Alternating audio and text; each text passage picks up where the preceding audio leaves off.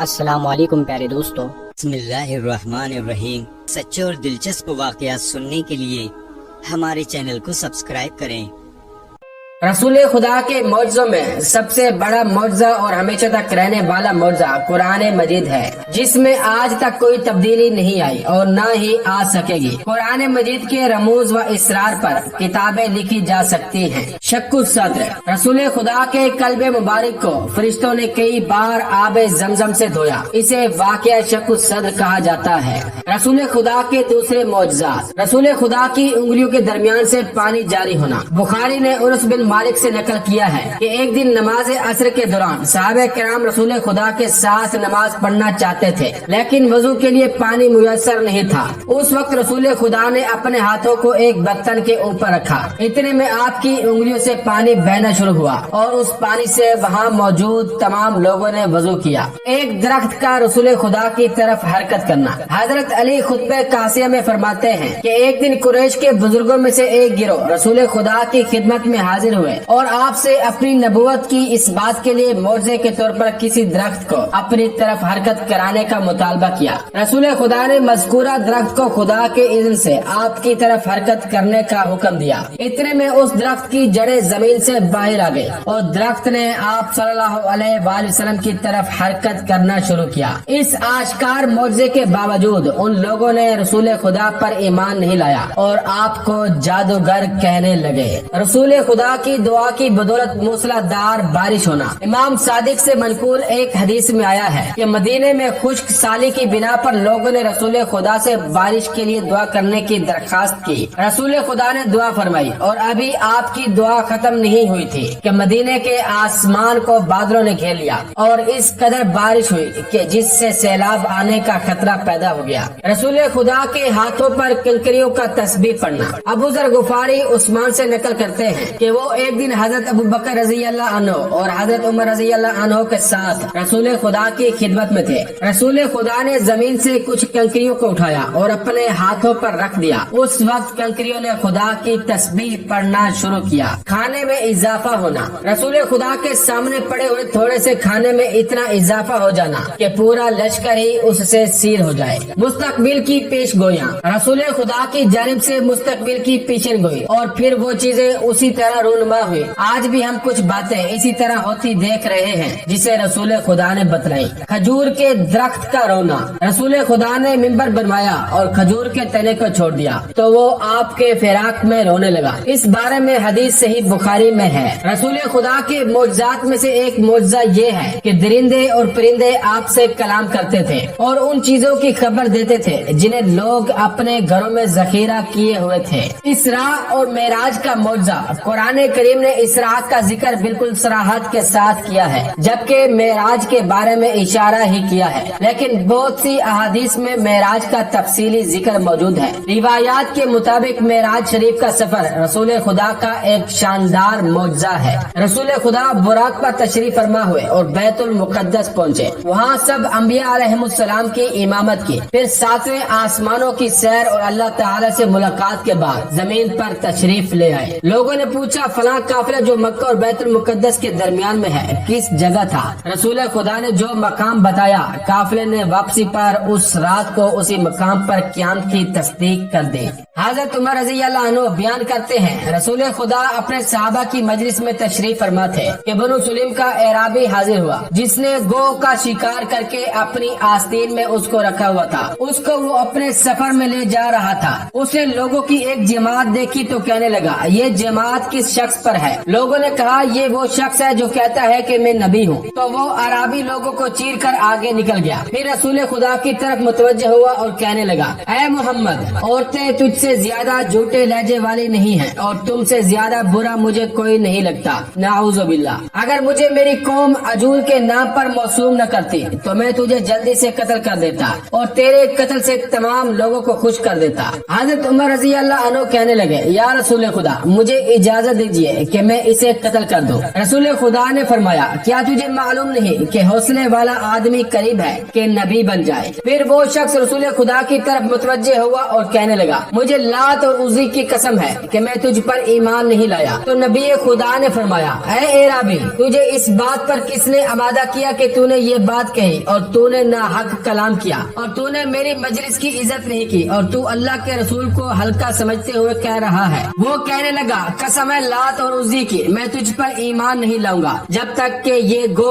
تجھ پر ایمان لائے۔ تو اس نے گو اپنی آستین سے نکال کر آپ صلی اللہ علیہ وآلہ وسلم کے سامنے ڈال دی اور کہنے لگا اگر یہ گو آپ پر ایمان لے آئے تو میں بھی آپ پر ایمان لے آؤں گا۔ تو رسول خدا صلی اللہ علیہ وآلہ وسلم نے فرمایا اے گو، تو گو نے عربی زبان میں کلام کیا جس کو تمام لوگ سمجھ رہے تھے۔ کہنے لگی میں حاضر ہوں اور پھر حاضر ہوں اے رب العالمین کے رسول۔ تو نبی خدا نے فرمایا تو کس چیز کی بندگی کرتی ہے؟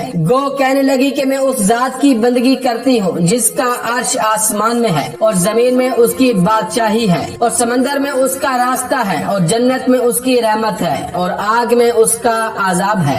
پھر رسول خدا نے فرمایا اے گو بتا میں کون ہوں؟ تو وہ کہنے لگی آپ جہانوں کے رب کے رسول ہیں اور خاتم النبیین ہیں۔ جو آپ کی تصدیق کرے گا وہ کامیاب ہوا اور جس نے آپ کی تکذیب کی وہ ناکام ہوا۔ اعرابی کہنے لگا میں گواہی دیتا ہوں کہ اللہ کے بغیر کوئی معبود نہیں اور آپ اللہ کے سچے رسول ہیں۔ اللہ کی قسم جب میں آپ کے پاس آیا تھا تو میرے لیے روئے زمین پر آپ سے برا شخص کوئی نہیں تھا۔ اللہ کی قسم اب آپ صلی اللہ علیہ وآلہ وسلم مجھے اپنی جان اور اولاد سے بھی زیادہ پیارے ہیں۔ آپ پر میرے بال، میرا جسم، میری جان کا اندرون اور میرا بید اور میری ظاہری باتیں سب آپ پر ایمان لے آئے۔ تو رسول خدا صلی اللہ علیہ وآلہ وسلم نے فرمایا سب تعریف اس اللہ کے لیے جس نے تجھے اس دین کی ہدایت دی جو بلند ہوتا ہے اور اس پر کوئی غالب نہیں آ سکتا، جس کو اللہ تعالیٰ بغیر نماز کے قبول نہیں کرتا اور نماز کو بغیر قرآن کے قبول نہیں کرتا۔ پھر رسول خدا نے اسے سورہ فاتحہ اور سورہ اخلاص سکھا دی۔ تو وہ کہنے لگا ایسا کلام میں نے کبھی سادہ نثر میں سنا اور نہ نظم میں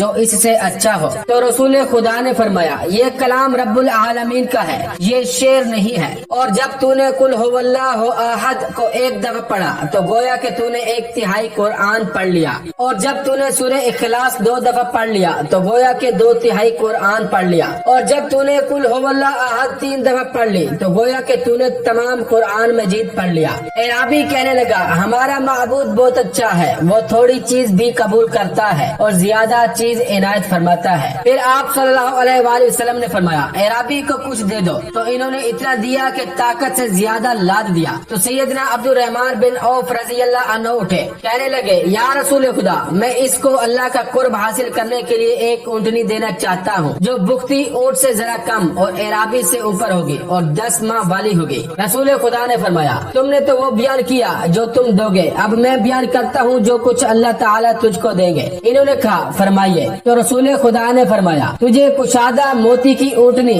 جس کے پاؤں سب زبرجد کے ہوں گے، اس کی گردن زرد زبرجد کی ہوگی، اس پر ہوج ہوگا، اس کے اوپر سندس اور استبرق ہوگا، جو تجھے اٹھا کر پل صراط سے اس طرح پار کر دے گی جس طرح اچک کر لے جانے والی بجلی ہوتی ہے۔ تو وہ اعرابی رسول خدا کے پاس سے چلا گیا تو اس کو 1000 اعرابی ملے جو 1000 چوپایوں پر سوار تھے، ان کے پاس 1000 نیزے اور 1000 تلواریں تھی۔ اس نے ان سے پوچھا کہ تم کہاں جانے کا ارادہ کرتے ہو؟ انہوں نے کہا ہم اس جھوٹ کہنے والے سے جنگ کریں گے جو نبوت کا دعویٰ کرتا ہے۔ تو اس اعرابی نے کہا میں گواہی دیتا ہوں کہ اللہ کے بغیر کوئی معبود نہیں اور محمد صلی اللہ علیہ وآلہ وسلم اللہ کے رسول ہیں۔ انہوں نے کہا تو بھی بے دین ہو گیا ہے؟ تو وہ کہنے لگا میں بے دین نہیں ہوا۔ پھر اس نے انہیں اپنا تمام واقعہ سنایا تو سب نے کہا اللہ تعالیٰ کے بغیر کوئی معبود نہیں اور محمد صلی اللہ علیہ وآلہ وسلم اللہ کے رسول ہیں۔ یہ بات رسول خدا کو معلوم ہوئی تو آپ صلی اللہ علیہ وآلہ وسلم انہیں ایک چادر میں ملے تو وہ اپنی سواریوں سے اتر کر آپ صلی اللہ علیہ وآلہ وسلم کو چومنے لگے اور کہنے لگے لا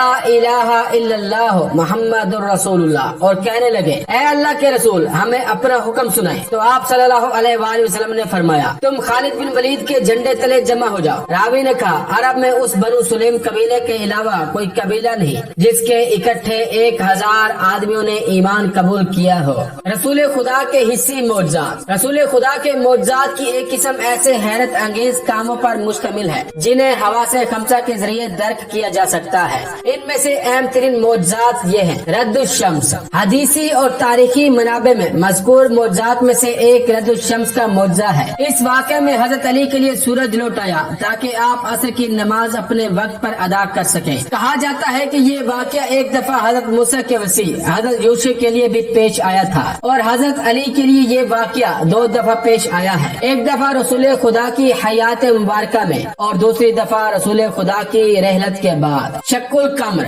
कमर रसूल खुदा के मौजज़ात में से एक है जिसके बारे में मुसलमानों का अकीदा है कि इस मौजे को आप सल्लल्लाहु अलैहि वसल्लम ने मुशरिकीन की दरखास्त पर अंजाम दिया। इस हैरत अंगेज वाक़े में रसूल खुदा ने अपनी उंगली के इशारे से चांद को 2 टुकड़ों में तकसीम किया। ये वाक़या बेसत के इब्तिदाई अय्याम में पेश आया है। इस मौजे के बारे में बहुत सारी अहादीस वारिद हुई हैं। अक्सर मुफस्सिरीन इस बात के मुअतकिद हैं कि सूरह कमर की इब्तिदाई आयात इसी वाक़े की तरफ इशारा करती है। कुरान मजीद में इरशाद होता है, क़यामत की घड़ी करीब आ गई और चांद फट गया और अगर वो कोई निशानी यानी मौजा देखते हैं तो मुंह फेर लेते हैं और कहते हैं कि ये तो मुस्तकिल जादू है जो पहले से चला आ रहा है। और इन्होंने रसूल खुदा को झुटलाया और अपनी ख्वाहिशात की पैरवी की और हर काम का वक्त मुकर्रर है।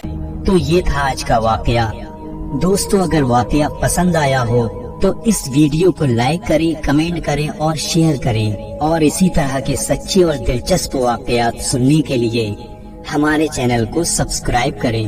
अस्सलामु अलैकुम वरहमतुल्लाहि वबरकातुहू।